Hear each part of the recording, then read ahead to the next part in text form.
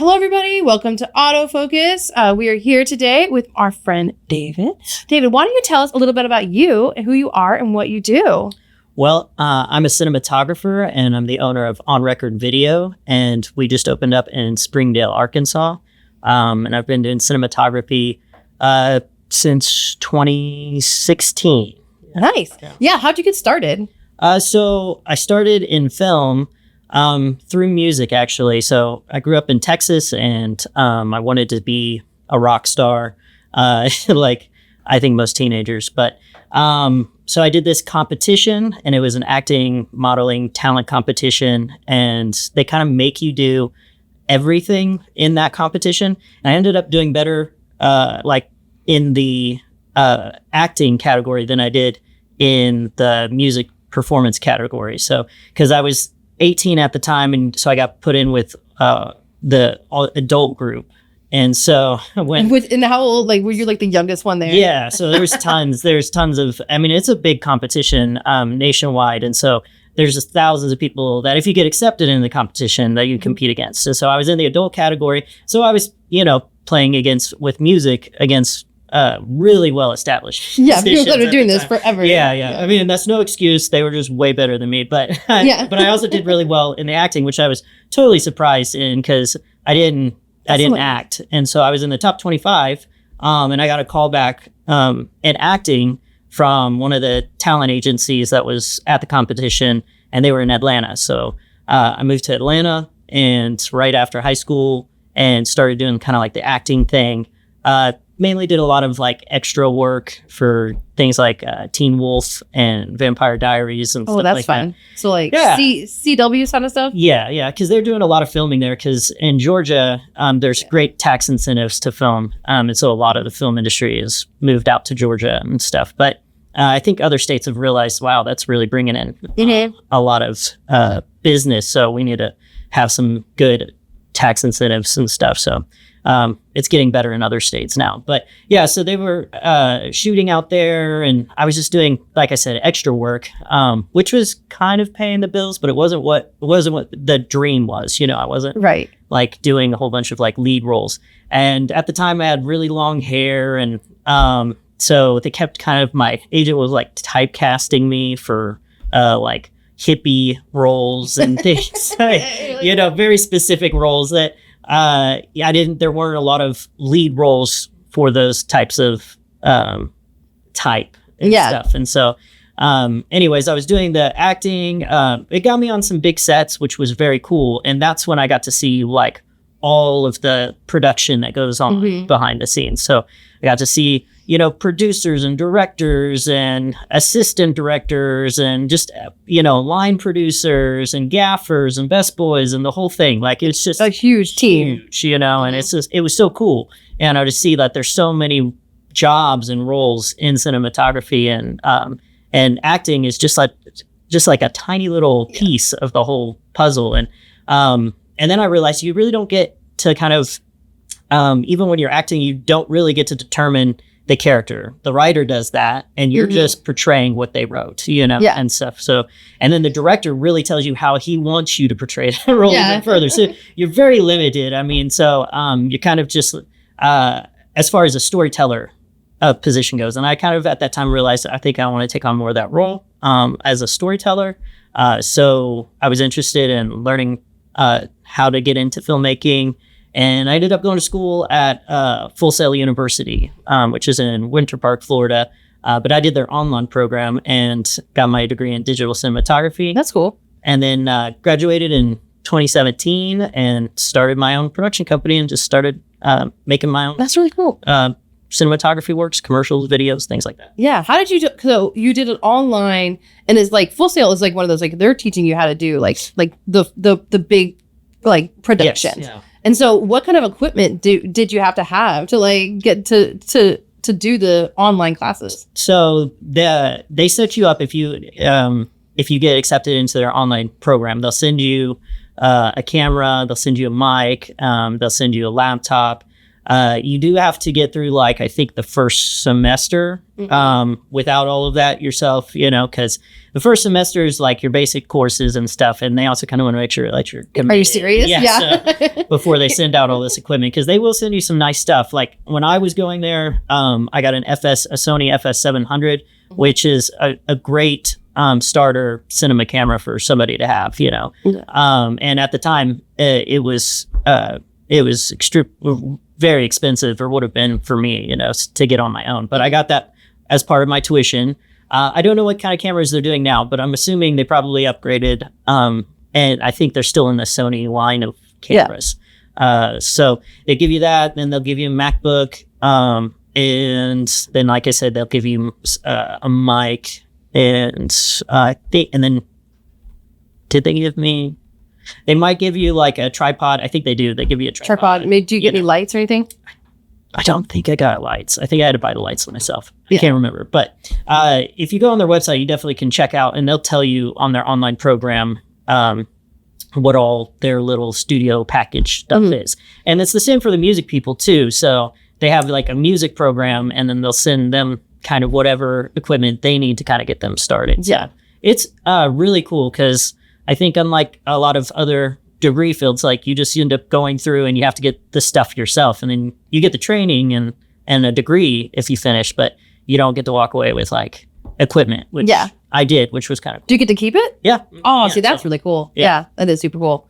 Awesome. All right. So you started off, wanting to be like a filmmaker probably. So, and then how did that evolve? Like, how did you end up here in Northwest Arkansas and doing what you're doing now? Yeah. So all of that, during that time, I kind of traveled quite a bit. My most recent kind of home base before moving out here was Missouri. And I was doing all my production company stuff there through a company called Hot Air Productions, where I made commercials and did live events. And it introduced me to another type of cinematography work, which I learned about in school as well, and stuff I just wasn't exposed to it before. But once I had my production company, I learned about legal deposition videos, because I got some of that work offered through a company that would help find creative works for people, and then send them out on jobs. I think they were Creative Circle or something like that. That's cool. And so I got sent out on a few of those, and I was like, wow, this is a very interesting line of cinematography. And I was pretty excited about it, because it doesn't have all of the glitz and glam, and it's not a huge production like some of the other stuff. So when you're doing that all the time, it's nice to take a nice little break from that and kind of just pull back all the gear a little bit and just shoot and stuff for a job. And that's kind of what it was. And then it's just on this whole very official legal thing. I just wanted to learn more about it. So I did. And then when, after I did a few of those, I moved out here to Arkansas, and I was like, well, I'm going to start my production company, but I kind of want to specialize in this area. So that's really cool. That's why I did on-record video. So what is deposition video? People don't know. Yeah. So legal deposition videos are videos from witnesses that have to give, their testimony in court. And it acts as like their official testimony, as if they're in the courtroom, because a lot of them can't show up in the courtroom and stuff. So you'll have a video recording that will play as evidence and their testimony in the courtroom. So you have to have like an official court reporter swear them in. The attorneys are there. They ask their questions. Like both sides. Both sides. So I was like, how do they do like a counter? And they do objections. Just like, it's kind of like having just that witness on trial right there in a video environment. So that's. You have to be very professional when you're there, quiet the whole time as the cinematographer, but just making sure that all the equipment's running and, everything's going smoothly, because this is going to be their official testimony on the trial. So what happens if something goes wrong? Because that's normal and like any kind of technology, technical set. So you want to make sure, if you're just starting out, you can start out with some pretty basic equipment. And that's one of the great appeals of doing that type of cinematography. You just need a very entry-level camera, and then you need some kind of audio recording. It's useful to have a laptop because a lot of them are kind of like hybrid, online and in-person recordings. So through like Zoom and things like that. So you can get started with some basic equipment, but as you do more, you're wanting to make sure that you have those redundancy things put in place with your equipment. So you want to have like a backup camera. You want to have, backup battery support that's like, hooked in if their power goes out, that you're running on some extra power, because it is their official statement. The last thing you want to do is like have to cancel the whole thing and then reschedule or something. So you want, just tons of backup equipment running so that you don't have to reshoot. And can you pause it if something goes wrong? You can be like, hey, like I'm running into an issue. Can we pause this for a second? You can. You just have to make like a statement saying, you refer to the council and be like, apologies, we're gonna have to go off record, and the time is 2:00 p.m. and we'll presume here in a second we're having some technical difficulties, and we'll like fix it and then get back on. But you really don't want to do that. So you show up, preferably at least an hour beforehand, set everything up, run your checks, make sure put in all your backups. Good to go. And that's, you've got all of your recording media plugged in, and it's, empty and ready to to record to. And then you have your backup power and your cables are good and all of that. And then your framing for your setup is great too, because that's another thing, is you have to like have a very neutral background for your witness. The witness is the only one on the camera, so you're just kind of like keyed in on them and frame them out properly. And it's a nice clean shot. And so you just want clean audio, clean feed, and zero editing. So because there's no editing. You can't edit anything. And so like, the other people, so like the lawyers have mics, but they're just off camera. So you have to have multiple mics. It seems like, because it seems so simple. Like it seems like you could just you just show up with like a cell phone, you can just hit record and just go, but it's not. No, you definitely cannot do that because it won't be admissible on court. Like you've got to be able to hear everyone that's speaking. So you want the attorney's mic'd. You want to make sure that you're mic'd when you say your little intro and exit thing, so that's heard on the video.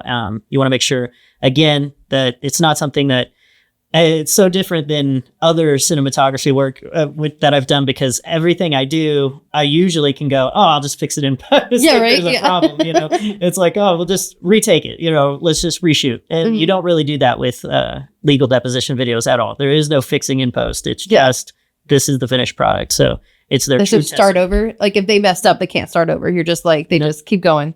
Yeah. I mean, unless there's some kind of like technical issue, you don't stop it at all. Or if they go off the record, or if they want to take a break, because the witness sometimes, because this can go a long time. So, so if they need to take a break, you can take a break. You just have to go off the record and then go back on the record later.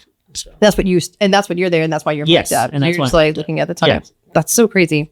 How is it? Okay, so how is it super different from what you do? It seems like you don't have to. There's no creativity, you know. So you're just literally just showing up, making sure the tech works, and that's why you're there. Yeah, and I think that's really a really cool aspect, is it really makes you focus on the tech, and not so much on creativity. And what I do and other stuff, it's kind of the opposite. I'm just there about like, let's tell a cool story, and like, well, what's your brand? What do you want your audience to see? And tell me your vision, and I'll help you make it come to life. Cause I do that kind of work too, and stuff, but it's just two different sides of filmmaking. You got creative and technical. And, when you're doing the legal deposition videos, there's like no creativity. It's all technical. I know. It's like nobody cares. Yeah. So, it really helps make you more efficient with your setups, and your framing, and exploring,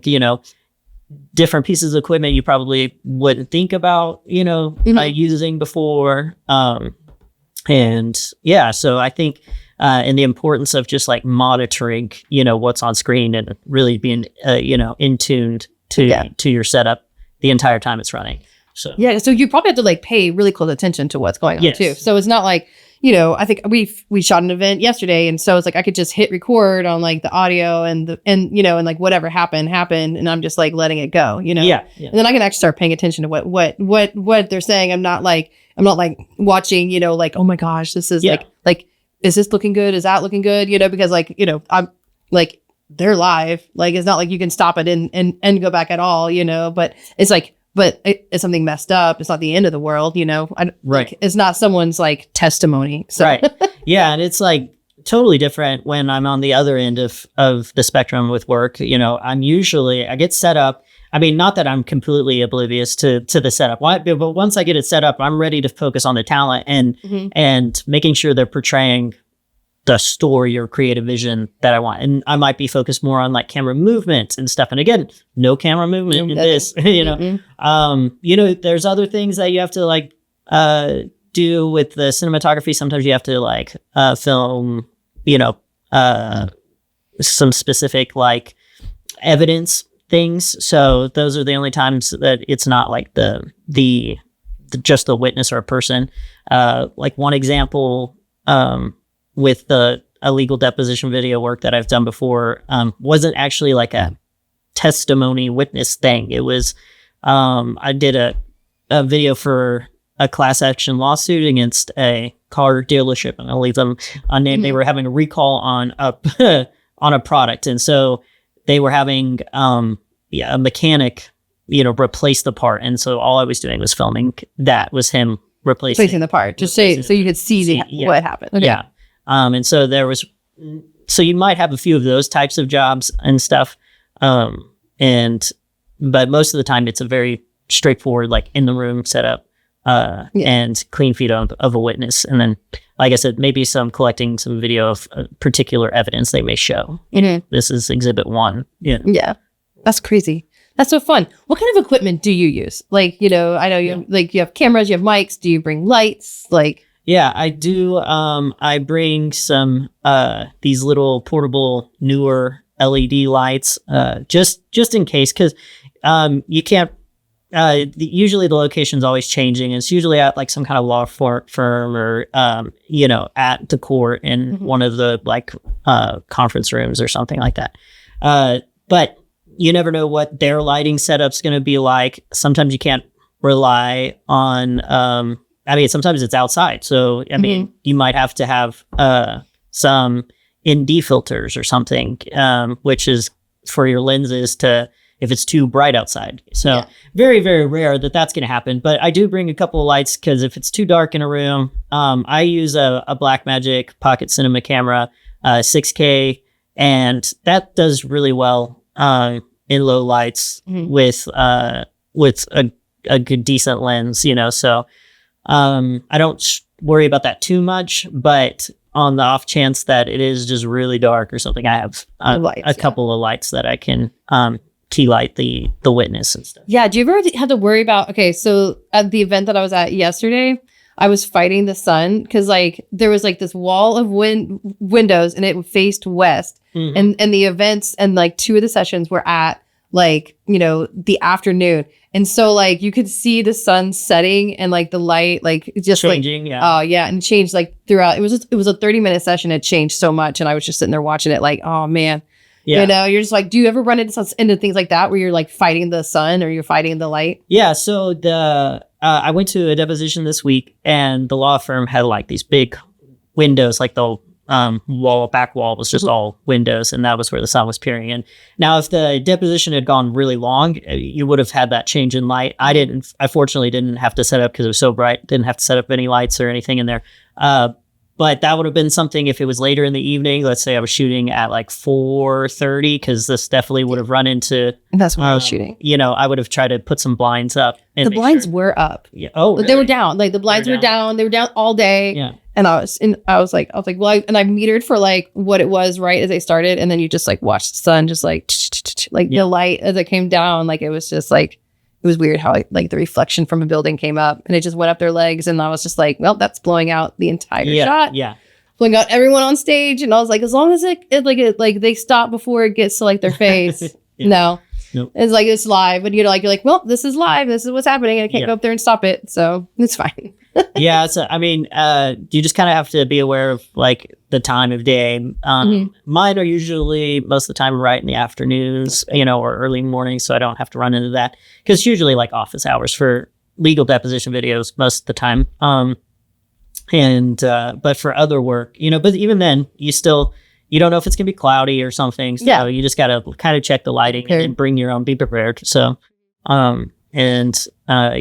so that's, I think the lighting is probably one of the the last pieces of equipment, if you're going to kind of get into that kind of work, that you need to worry about getting. The first and foremost is make sure you have at least an okay camera that can, timestamp the deposition, because they need a running timestamp and date.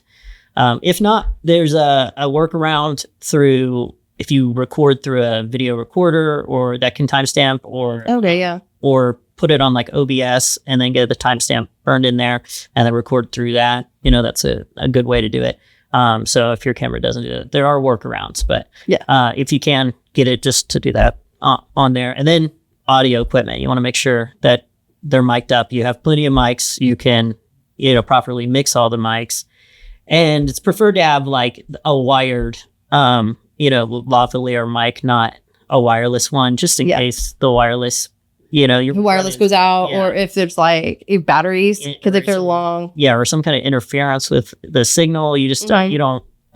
You want it just wired and plugged in, minimal interference, and easier to just make sure that you're getting a good solid audio feed from the attorneys and witness. You have the lav, and then they're wearing a necklace, and it's just like, your hair is a necklace. Which you will do that. I mean, because we use lavaliers, but I use just the wired ones, and then I run like straight into the mixer. I have like an extension cable for my lavalier, and then that's cool. That's one way to do it. And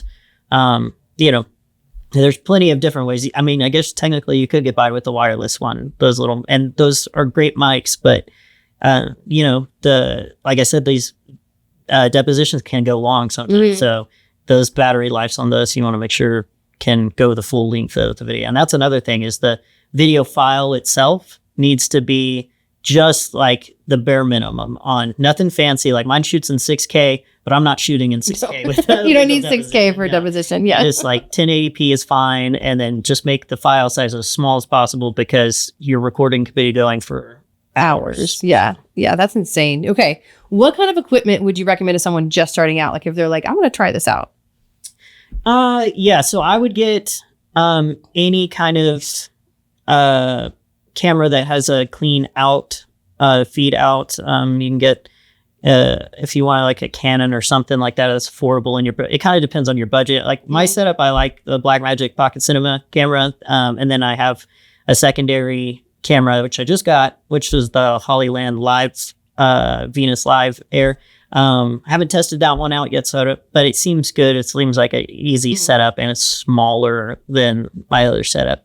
But it's good to have a backup camera. But I would start with something that is within your budget, and then make sure you have a laptop, and then get familiar with OBS, and then try to do your feed out from your camera into OBS, do that kind of recording, make sure you have the time and date stamped. Because you're also probably going to, like I said, a lot of them are kind of hybrid. You'll have like one of the term, Zoom meeting. So you'll want to make sure that you are familiar with that setup anyways, because you need to send that feed out to them on the Zoom call, so they're getting the clean feed of just the witness as well. Okay. Yeah. How do you? Okay, so OBS. So we've explored a lot of that, and like, what kind of computer do you need? Because like some computers just die when OBS is on. So it needs to have at least, I think, 8 gigabytes of RAM. I use a laptop, an HP laptop. I mean, it's nothing fancy, but I only use it for this. And it's only like one angle. We were trying it with like 5 different angles that was all coming in, and it was not. So it was not good. For a simple setup, you can get by with a pretty basic laptop with just at least 8 gigabytes of RAM, and that can run OBS without completely crashing or something. And then, I wouldn't put too much feed into it or too many different things running at the same time. You know, maybe you can run OBS and then the Zoom and stuff. But if you're going to do more multi-camera for any other type of work, you definitely want a better laptop than like a $400 one or something right to get at Walmart. Yeah, we were trying that. It's like, you know what? It's fine. We're going to do something else. Like we're getting the switchers. Yeah. But yeah. Okay. So what tips do you have for someone that was like, if they're just going to start out, they're like, okay, what mistake did you make that you were like, just don't do this? Just remember that the environment is professional. Like if you're a cinematographer that does other work, like a lot of us do, you know, this is not creative at all. You're dealing with attorneys and court reporters and somebody that's giving, you know, sometimes a very like sensitive witness testimony and stuff. So, you know, be professional when you show up. You know, don't show up, you know, just like a regular Tuesday shoot, you know, with a bunch of creatives to have fun or something like that. So dress up a little bit, you know, make sure you look professional and presentable. Try to be there early. Don't think that you can, this is an easy setup, I'll throw it up in 30 seconds and be done, because it's going to take a lot longer. And then especially if there's like a hybrid Zoom call thing, you got to get that all set up. So show up, you know, early, about an hour early. Make sure you check all of your stuff. Like make sure you have plenty of space on whatever recording, if it's a SD card or if you're recording to SSD or whatever. Make sure you got plenty of space for a long shoot. You have plenty of charge on your camera. You've tested your mics. So you've got all of that ready to go. And then make sure you're paying attention like the whole time. Don't kind of zone out because you're not doing much after a while. You got to keep your eyes on the feed at all times. Make sure the audio is coming through clear the entire time. And make sure that you have headphones. That's another thing you might not think about bringing is headphones, but you need to be monitoring the whole time. So yeah, that's my tip for those that are, you know, interested in getting into that. That would be crazy. Yeah, I think just the audio alone, so much can go wrong. Like just while you're not watching, I think it'd be hard for me. I'm like one of those people that I get distracted real easy. I'm like, watching baseball. Like baseball is like the hardest sport, you know, because it's like there's like nothing, and then all of a sudden there's like all this action. And then, you know, they are giving a testimony, so you're kind of like drawn into this legal courtroom drama stuff that's going on. Yeah, so you can't let that phase you. Or I know, because you're like, what? Like, that happened. Objection. Yeah. I know. You're like, everybody's guilty. Yeah, I know.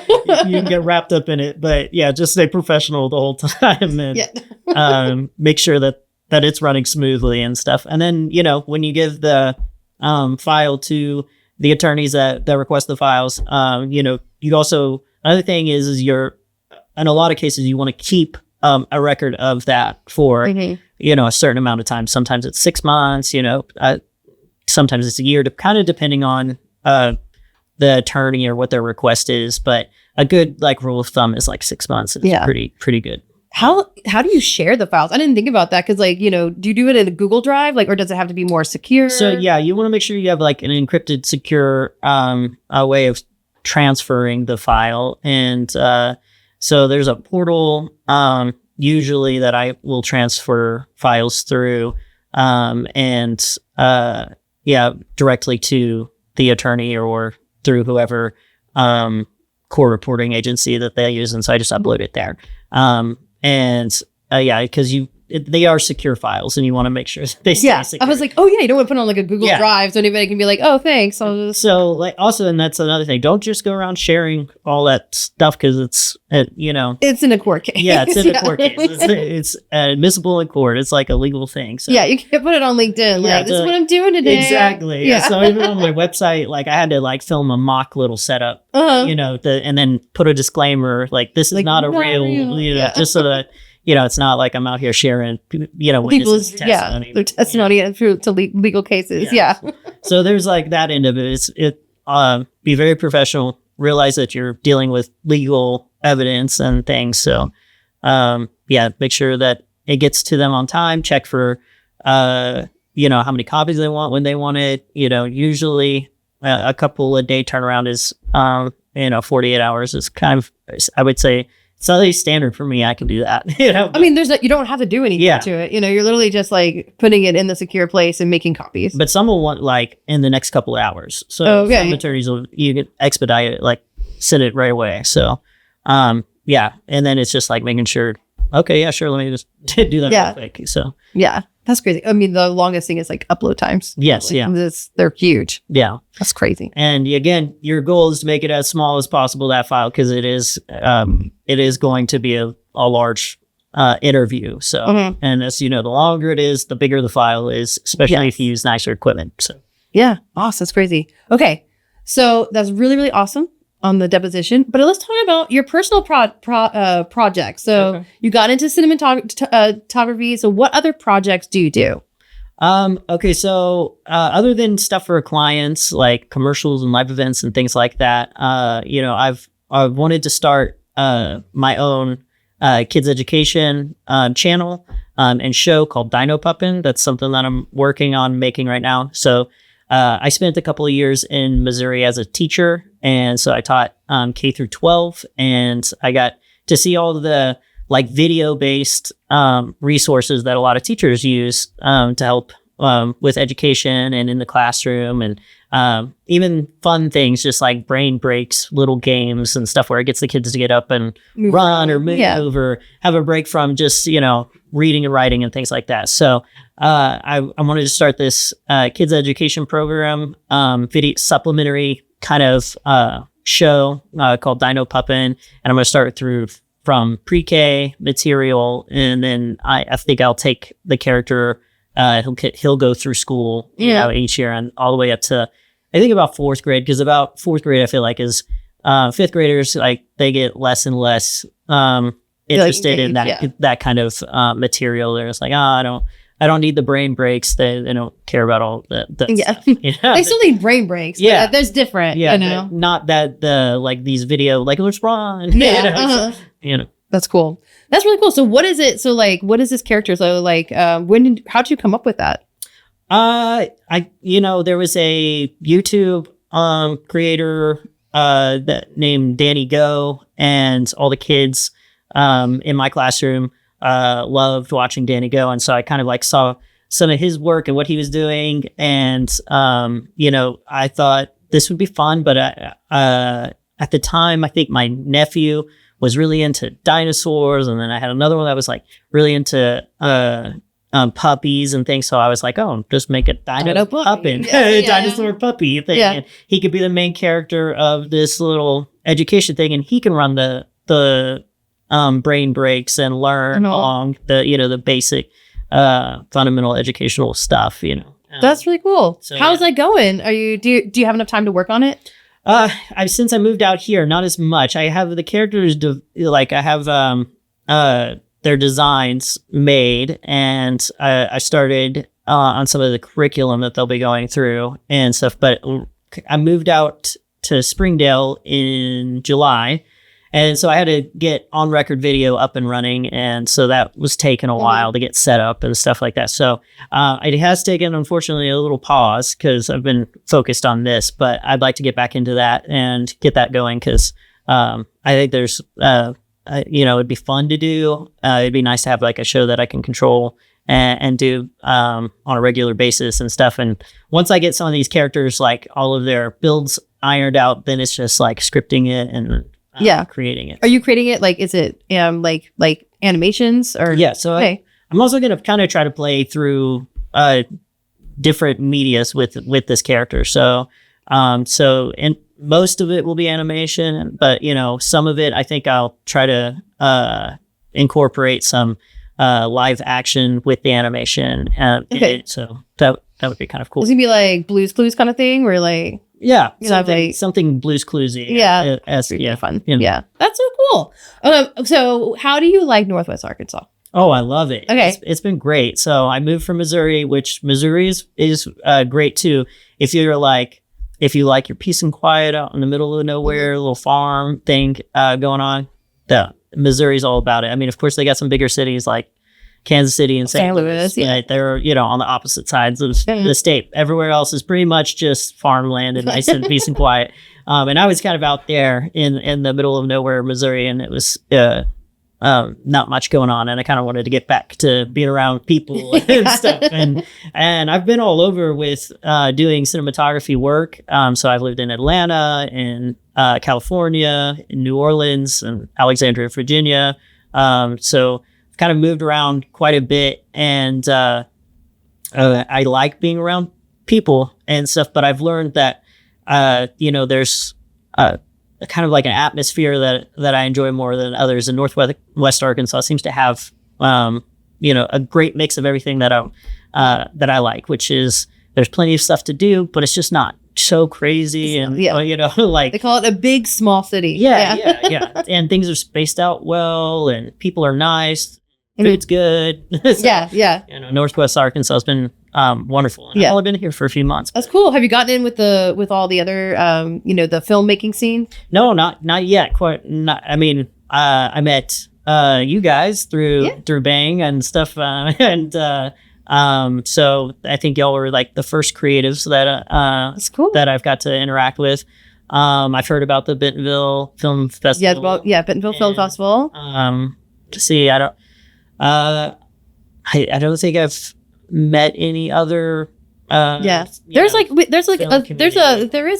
community here, and so it's small, but it's definitely growing, and definitely it's like I haven't really done a lot with them, but like I've definitely been around like all of these people. So I did see like a pretty mid-sized production company like shooting what looked to be some kind of like TV production or feature production in a neighborhood close to mine, in Springdale, which I thought was pretty cool. Yeah, maybe that's one that one of my friends did. They did like a Lifetime movie here. Oh, really? Yeah. It was like a 3-day shoot, and I was like, oh, that's a pretty solid production they got going on. Yeah, it might have been that one. Yeah. Well, good. Well, thank you so much for being in here. And so every time I end my show with the question is, what advice would you give to someone who is just starting out, like as a video producer? What advice would you give to them? Well, so as far as like if they're going to make their own stuff, or just think about it as they're like I really want to make my own video productions. What should I do? Okay. Start from where you're at. No matter where you're at, you can start telling good stories, even if all you have is a phone. You can tell a great story with your phone, and then grow from there. Don't feel like you have to have a red cinema camera right away, because chances are you're probably not even going to know how to use it. It's a learning curve. And it's just going to be a big waste of money. Start with where you're at and learn how to tell a good story with what you have. And then as you develop your storytelling skills, you can also hopefully be bringing in some clients, making some money off of it, and then upgrade your equipment as you go. But learn to tell a good story, and start from where you're at. That's where I would. Yeah, and when you start getting equipment, YouTube University is like will teach you everything you need to know, like editing and everything. Yeah, and don't think that this one piece of equipment is gonna be the solution to your cinematography needs or whatever. Right. This is that one piece of equipment. This one's what's going to make me like talented. Yes. It's like you do have to learn how to frame, how to light, how to, cover your bases with sound and things like that. So learn the process of, everything that goes into making a good shot, telling a good story. Focus on your pacing. That's another thing that a lot of people, disregard is the pacing of something. Because then, whether you're going to just make it and hand it to an editor, you need to consider pacing, and then before you hand it over to them. So try to tell the story before you start filming. So whether that's storyboarding or shot listing, you need to have a vision in mind ahead of time, and then prepare for the worst, because it's gonna happen. It will happen. Everything will go wrong. And then just shoot and be once you're done with that, so you finally shot it, you edited it, you've polished it off, and it's like beautiful. forget about it and move on to the next thing. Yeah, right. Yeah, and go from there. Just take the things that you learn from that and continue to grow from that project on to the next, because you'll just continually get better and better over time. So before we leave, David, do you want to tell us a little bit more? Like, where can people find you? Yeah. If you want any cinematography work done, you can go to my website, onrecordvideo.com. Pretty straightforward. And you can check out some of my previous work and my rates and things like that. And all my contact information is there. All right. Is there any other socials that you're on that they can find you? Right now, I don't have On Record on social media yet. Just the website. All right. Thank you so much. Thank you.